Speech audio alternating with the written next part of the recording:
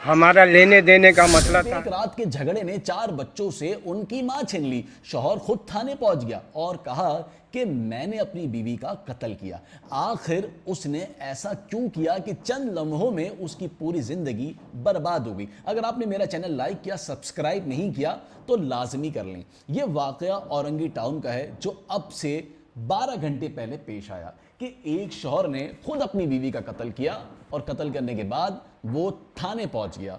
थाने पहुंचने पर उसने बताया कि मैंने अपनी बीवी का इसलिए कत्ल किया चूंकि मैं रात को उसको ये कह रहा था कि मेरे करीब आकर सो जाओ, लेकिन चूंकि उसने मेरी बात नहीं मानी और मैं काफ़ी दिन से उससे इस बात का तकाजा कर रहा था और इस रात घर में कोई भी नहीं था, बच्चों को मैंने बाहर भेज दिया था, लेकिन उसके बावजूद मेरी बीवी मेरी बात नहीं मान रही थी। जो शख्स ये बात कर रहा है उसकी अपनी जो उम्र है वो कोई छोटी नहीं है, बल्कि वो एक 70 साल का इंसान है जिसने अपनी अहलिया को सिर्फ अपने करीब ना सोने पर इस दुनिया से रुखसत कर दिया। फिर ये वाकया करने के बाद वो थाने पहुंच गया। थाने पहुंचकर उसने खुद इस बात का एतराफ़ किया कि मेरी बीवी घर में सोई पड़ी है, यानी कि अब वो दुनिया में नहीं है। पुलिस ये बात सुनकर हैरान हो गई कि आखिर इस शख्स ने ऐसा क्या किया। फिर इसने अपनी पूरी कहानी सुनाना शुरू करी तो पुलिस को यकीन नहीं आया। फिर पुलिस इसको लेकर खुद इसके घर औरंगी टाउन गई और जब देखा तो घर में एक चारों तरफ एक अंधेरा सा था और पुलिस ढूंढ रही थी कि आया जो ये बात कर रहा है वो खातून किस कमरे में मौजूद है। फिर पुलिस को बिलाखिर वो खातून मिल गई। जब खातून को देखा तो खातून बिल्कुल होश में नहीं थी, लेकिन फिर भी उसे अस्पताल पहुंचाया गया तो डॉक्टरों ने कहा कि अब ये इस दुनिया में नहीं रही है। फिर पुलिस ने देखा कि जिस चीज़ से इसने बताया था कि मारा है वो चीज़ यानी कि लोहे की रॉड वो भी घर में मौजूद थी। फिर पुलिस को मजीद शक हुआ और पुलिस ने कहा कि ये वाकया तुम अकेले नहीं कर सकते क्योंकि तुम्हारी उम्र बहुत ज़्यादा है, तुम एक उम्र दराज शख्स हो और कैसे बीवी के करीब ना बैठने पे या करीब ना सोने पे तुम उसकी जान ले सकते हो। जब पुलिस को इस बात पर यकीन नहीं आया तो पुलिस ने तफ्तीश शुरू की और मालूम हुआ कि आखिर इसने सिर्फ करीब ना सोने पर और रिश्ता व अज़दवाजी सही ना चलने पर अपनी अहलिया को दुनिया से रुखसत कर दिया, यानी कि उसे मौत के घाट उतार दिया।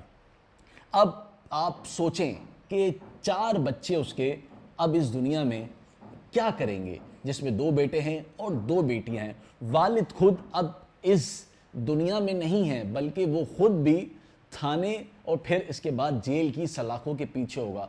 आपको शायद पता ना हो कि अगर आप इतना बड़ा कदम उठाते हैं तो फिर आपको बहुत लंबी सज़ा मिलती है, यानी कि आपकी पूरी दुनिया ही ख़त्म हो जाती है। और उसने अपनी पूरी दुनिया ही ख़त्म कर दी। उसने कहा मैं बार बार ये बात समझा रहा था कि मुझे गुस्सा मत दिलाओ, लेकिन मेरा गुस्सा बहुत ज़्यादा है और इस बात का अंदाज़ा मेरी अहलिया नहीं लगा पा रही थी और बिलाखिर मुझे ये स्टेप उठाना पड़ा।